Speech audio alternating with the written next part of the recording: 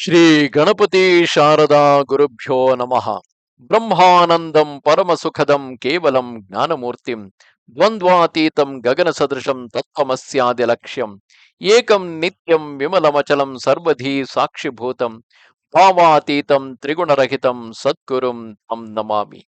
Welcome to all for this session on Sree Guru Charitra.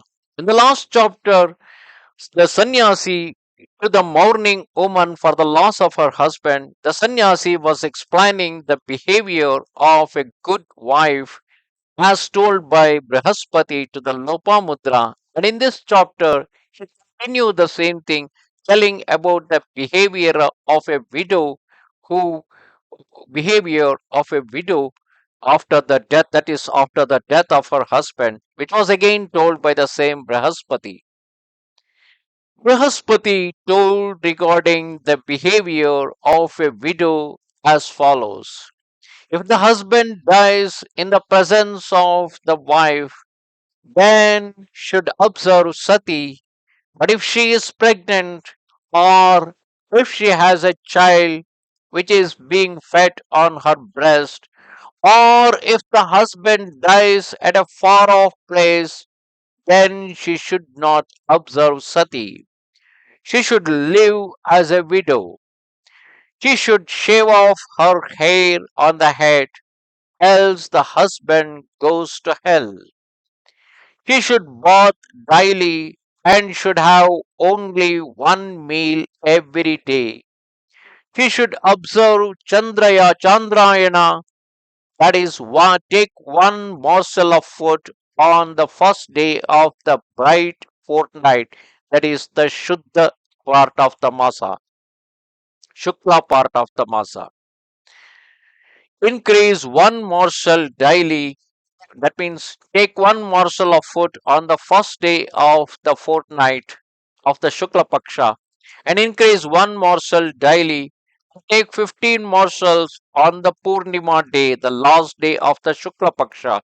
And in the dark fortnight, that is the Krishna Paksha, she should go on decreasing one morsel daily and take only one morsel of food on the Amavasya, the last day of the Krishna Paksha, or also known as the new moon day.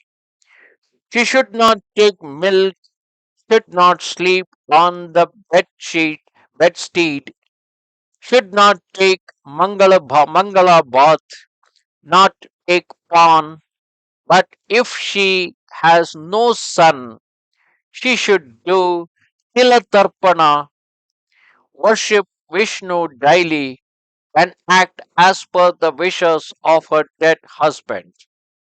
She should wear white clothes. In the Vaishaka month, she should give an earthen vessel on charity. In the Kartika, deep should be given to a Brahmin.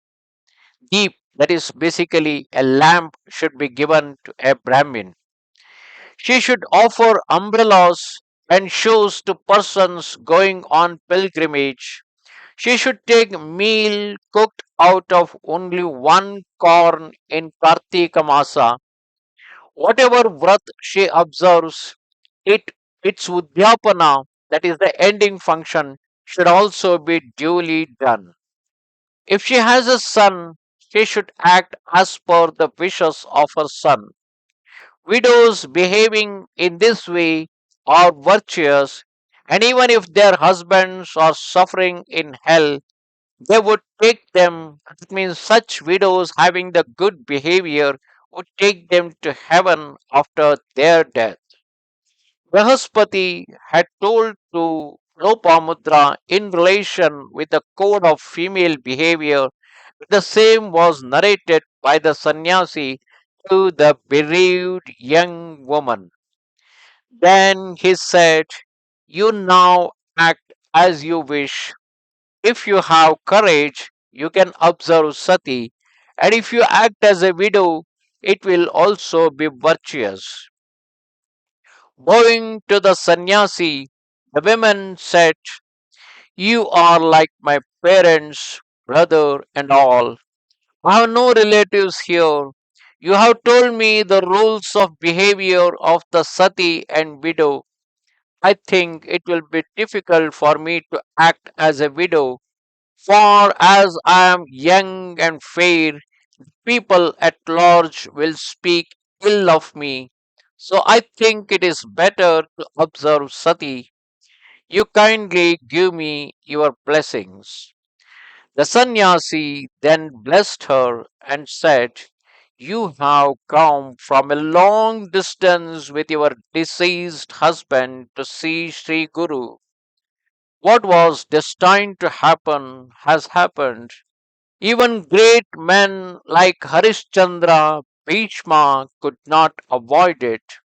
Still, you better see Sri Guru, who can even win Kala and then observe the sati. He applied bhasma to her forehead, gave her 4 Rudra beads, and said, Tie 2 in your husband's ears and 1 around your neck, and sprinkle tirtha on the body of your husband and on yourself after Rudrabhisheka to Sri Guru. After doing this, you may observe Sati. The sannyasi then went away. The young woman started preparations for observing Sati. She called Brahmins, gave prayaschitta to the body of her husband. She took a bath, wore a silk sari, and then ornaments, played haladi and kumkum, and became ready to observe Sati. The body of her husband was taken to the river, and she was going in front of the corpse with fire poured in her hand. The young girl of 16 appeared as bright as goddess Laxmi, and all pondered to see her courage. A pyre of woods and cow dung cakes was prepared.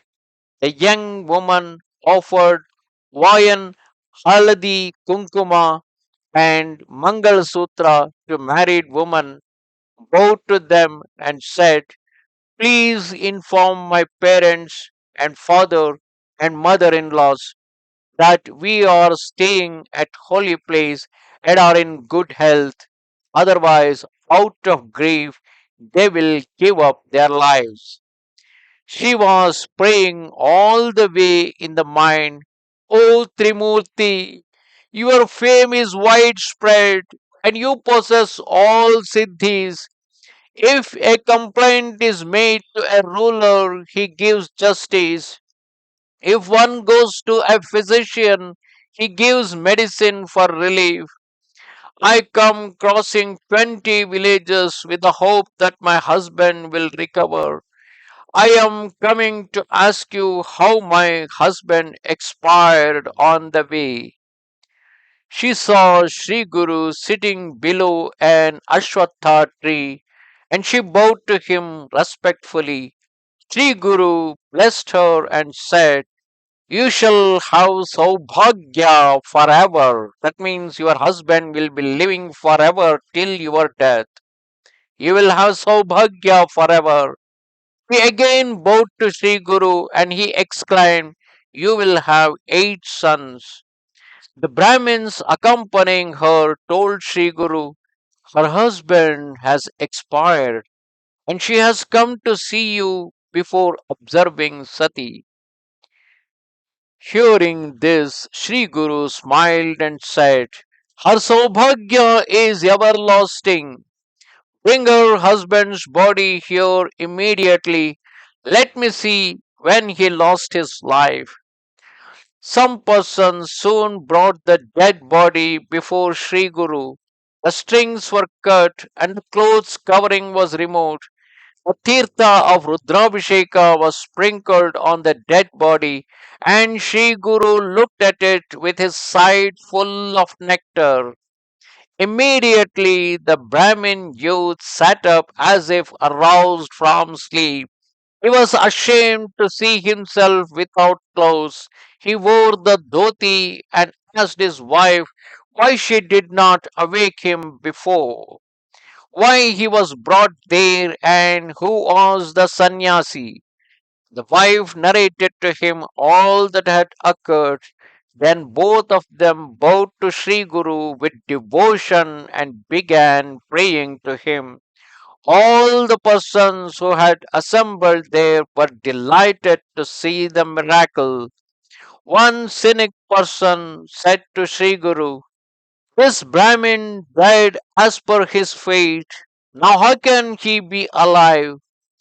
Sri Guru smiled and said, "I requested Brahmadeva to give 30 years of his life from his next life to this Brahmin youth, and thus from his next life 30 years were taken away, and because of that reason he got back his life."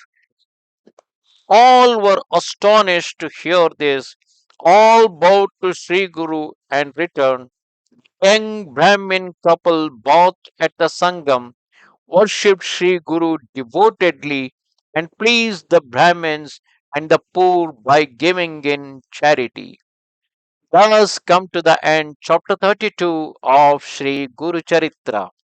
Namaste Sharade Devi Kashmira Puravasini Twamaham Prarthaye Nityam Vidya Danancha Dehime. Goodbye.